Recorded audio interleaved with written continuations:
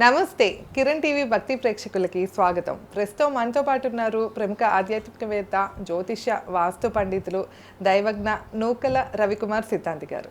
నమస్కారం గురుగారు. నమస్తే అండి. శ్రీమన్ మహాగణాధిపతి నమః. శ్రీ గురుభ్యో నమః. గురువందనం. ముందుగా నా జన్మనిచ్చిన తల్లిదండ్రులకి పాదాభివందనం తెలియజేస్తూ వేళ కిరణ్ టీవీ వీక్షిస్తున్న ప్రేక్షకులు అందరూ కూడా ఆయురారోగ్య శ్రీయాలతో సిరి సంపదలతో తొలతోగాలని ఆ యొక్క సిద్ధలక్ష్మి గణపతిని ప్రార్థిస్తూ ఈ యొక్క కుంభరాశి ఫలితాలు. అవును గురుగారు, గురు సంచారం వలన మనం ఏ రాశికి ఎలా ఉండబోతుంది రాబోవు అంటే ముఖ్యంగా మే 26 నుండి అక్టోబర్ 17వ తారీఖు దాకా ఎలా ఉంటుందో తెలియజేస్తున్నాము. సో ఈ 5 నెలల పాటు కుంభరాశి వాళ్ళకి ఎలా ఉండబోతుంది గురుగారు? అలాగే ముఖ్యంగా వచ్చేసి మీరు పరిహారాలు చాలా బాగా చెప్తూ ఉంటారు. వీళ్ళకి ఏలినాటి శని కూడా జరుగుతుంది. అలాగే ఈ గురు సంచారం వలన ఎలాంటి ఏమైనా దోషాలు ఉన్నా కూడా పరిహారాలు చేసుకోవచ్చు అంటే తెలియజేయండి. తప్పకుండా. ఏంటంటే అండి, కుంభరాశి అని చూసుకున్నట్లయితే ధనిష్ట నక్షత్రం 3-4 పాదములు, శతభిష నక్షత్రం 1-2-3-4 పాదములు మరియు పూర్వభద్ర నక్షత్రం 1-2-3 పాదముల్లో జన్మించిన వారు ఈ యొక్క కుంభరాశిలోకి వస్తారు. ఈ కుంభరాశాధిపతి శని, రాశాధిపతి శని మనటి వరకు ఈవరికి 7.5 సంవత్సరాల్లో 5 సంవత్సరాలు ఏలినాటి శని పూర్తయిపోయి 6th year to 2.5 years third ఫేజ్లో ఉన్నారు.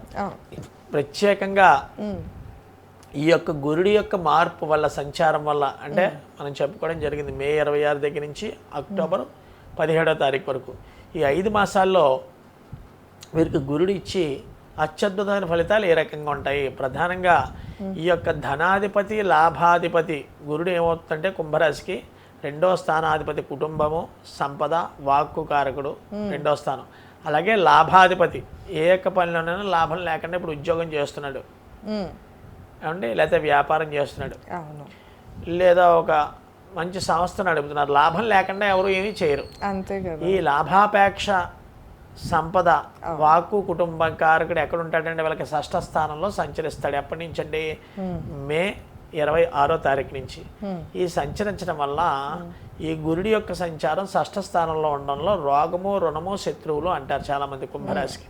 కానీ ఇక్కడ ఉచ్చ స్థానంలో గురుడు సంచరించడం వల్ల, గురుడు ఉచ్చ స్థానంలో అంటే కర్కాటకంలో ఆయనకి ఉచ్చస్థానం, ఈ కర్కాటకంలో సంచరించడం వల్ల ఎప్పటి వరకు స్త్రీ వల్ల కానీ, లేదా బయట స్నేహితుల వల్ల కానీ, రక్త సంబంధీకుల దగ్గర కానీ, లేదా అన్నదమ్ములు, ఆస్తి తగాదాలు ఉన్న వాళ్ళు ఎవరైనా ఉన్నట్లయితే ఈ సమయంలో కోర్టు కేసెస్ నెగ్గి ఆస్కారాలు బహు ఎక్కువగా ఉన్నాయి. దేనివల్ల అని చూసుకున్నట్లయితే వీళ్ళకి ఎప్పటివరకు పంచమంలో ఉన్న గురుడు 6వ స్థానంలో వచ్చేయడం వల్ల ఈ కోర్టు గొడవలు ఇవేనా ఉన్న వాళ్ళు నెగ్గి ఆస్కారాలు బహు ఎక్కువగా ఉంటాయి. ప్రధానంగా చూసుకున్నట్లయితే వీళ్ళకి జన్మస్థానంలో రాహు, 7వ స్థానంలో కేతువు, ధనస్థానం అంటే కుటుంబ స్థానము, వాక్ స్థానము మరియు సంపద స్థానంలో శని సంచరించడం వల్ల ఇవి 4 రకాలుగా చెప్పడం జరుగుతుంది. వాక్కు, సంపద, కుటుంబము, మారకము కూడా అంటే మరణం కూడా 2వ స్థానం జ్యోతిష శాస్త్రాన్ని సూచిస్తూ ఉంటుంది. అదేంటంటే ఆయుర్దాయ స్థానం 8 కదా, మీరు 2 అని చెప్తున్నారు ఏంటని ఎవరైనా ఇక్కడ కమెంట్స్ రూపంలో అడగచ్చు. కానీ ఆయుర్దాయ స్థానం 8 అయినా ఇక్కడ వాక్ అంటే మనం మాట్లాడే విషయం, కుటుంబం, ఎప్పుడైనా కుటుంబం చల్లా చెదరైపోయింది గురుగారు, లేదా కుటుంబంలో కలహాలు ఏర్పడుతున్నాయి, కుటుంబంలో చిన్న భిన్నం అయిపోయిన కారణం ఏంటంటే ఈ వ్యక్తి యొక్క జాతకంలో 2వ స్థానం నీచి పట్టు ఉండడం కానీ, 2వ స్థానంలో ఆ యొక్క గ్రహంతో పాటు ఇంకో గ్రహం కలవడం కానీ చేయడం వల్ల రక్త సంబంధీకులు కానీ, సత్సంబంధాలు కానీ విడిపోయే ఆస్కారాలు ఎక్కువగా ఉంటాయి. తర్వాత ఏమిటండి? 3 సంపద. ఎంత డబ్బు సంపాదించినా గురుగారు చేతిలో నిలబట్టలేదు, దాని కారణాలు ఏమిటి అని చాలా మంది ఆశ్చర్యపోతూ ఉంటారు. దీనికి కూడా ప్రధానమైన కారణం 2వ స్థానం. ఈ 2వ స్థానం ఏంటంటే సంపద నిలవట్లేదు, అప్పుల పాలు అయిపోతున్నాం అని తెలియని వాళ్ళకి ఏంటంటే 2వ స్థానాన్ని బలం పెంచుకునే గ్రహం ఉంటుంది. తర్వాత మారకం. కొంతమందికి 8వ స్థానంలో గ్రహాలు, శని భగవానుడు ప్రత్యేకంగా 8మంలో ఉంటే వాడికి పూర్ణాయుర్దాయం అని చెప్పడం జరిగింది.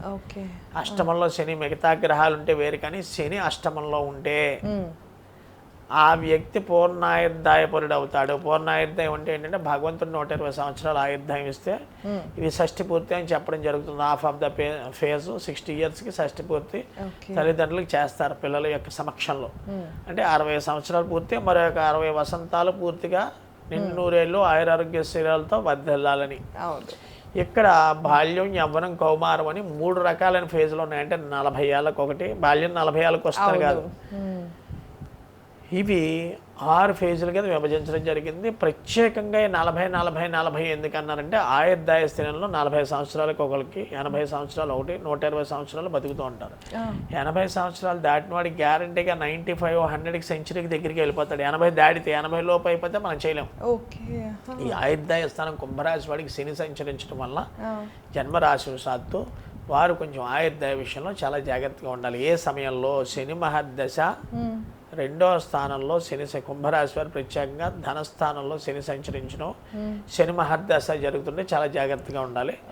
ఈ యొక్క 5 నెలల్లో గురుడి యొక్క సంచారం వల్ల వీరు ఏ యొక్క దేవతారాధన చేయాలి? ప్రత్యేకంగా 6 గురుడు ఉంటే లక్ష్మీ నరసింహస్వామి ఆరాధన చేయాలి. దేనికి గురుగారు? రోగము, రుణము, శత్రువుల్ని ప్రాలద్రోడి వాడి ఈ భూమండలం మీద ఎవరున్నారంటే లక్ష్మీ నరసింహస్వామి అని చెప్పడం జరుగుతుంది. ఈ ఎవరైతే ఈ కుంభరాశిలో జన్మించిన వారు లక్ష్మీ నరసింహస్వామిని ఈ 5 మాసాలు కొలుస్తారో వీరికి ప్రతి విషయంలో విద్య ఎందు కానీ, ఉద్యోగం ఎందు కానీ, ఆరోగ్యం ఎందు కానీ, సంతాన సమస్యలు ఉన్న వాళ్ళని కూడా రక్షించేవాడు ఈ రాశి వారికి లక్ష్మీ నరసింహస్వామి అండి. ప్రతి సోమవారం నాడు వీళ్ళు తీసుకోవాల్సిన జాగ్రత్తలు ఏంటి? ఎందువల్ల సోమవారం నాడు చెప్పారంటే కర్కాటకంలో గురుడు సంచరిస్తున్న కారణంగా ఈ యొక్క కుంభరాశి వాళ్ళు తీసుకోవాల్సిన జాగ్రత్తలు ఏమిటి? సోమవారం ఉదయం 6 to 7 సమయంలో ఎవరైతే 2 మామూలు అరటిపళ్ళు తీసుకుని వాటర్తో 1/2 లీటర్ నీళ్ళతో బనానా జ్యూస్ తోటి అభిషేకం చేయిస్తారో ఎవరికండి? గురుగ్రహానికి మాత్రమే చెయ్యాలి. నవగ్రహాల్లో ఉన్న గురుడికి 2 అరటిపళ్ళు తీసుకుని 1/2 లీటర్ నీళ్ళతో ఎవరైతే అభిషేకం చేస్తారో అత్యద్భుతమైన ఫలితాలు చూస్తారు. లేదా వేళ కుదరలేదు గురువుగారు 6 to 7 సమయంలో ఏం చేసుకోవాలి?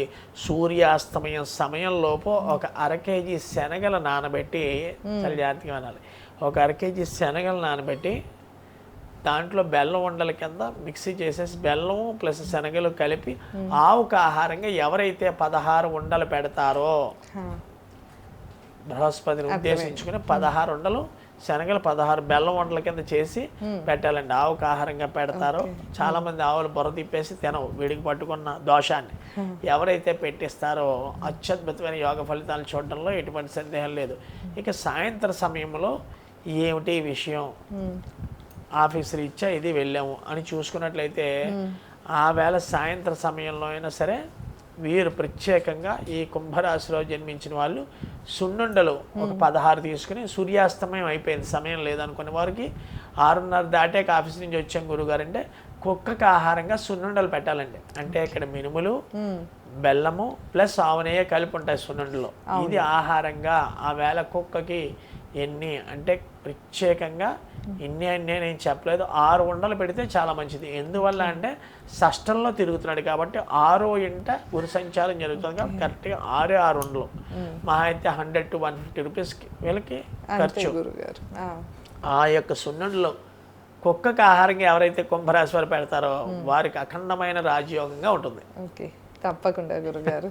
సో విన్నారు కదా, కుంభరాశి వారికి రాబోవు ఈ 5 నెలలు ఎలాంటి జాగ్రత్తలు తీసుకోవాలి, ఎలాంటి పరిహారం చేయాలో గురుగారు ఎంతో చక్కగా తెలియజేశారు. ఇంకా మీరు ఏమన్నా పెద్ద సమస్యలతో ఇబ్బంది పడుతున్నామో, ఒకసారి మీ పర్సనల్ చార్ట్ చూపించుకోవాలి అనుకుంటే కనుక స్క్రీన్ పైన స్క్రోల్ అయ్యే నెంబర్కి కాంటాక్ట్ చేసి గురుగారిని సంప్రదించవచ్చు. ధన్యవాదాలు. నమస్కారం.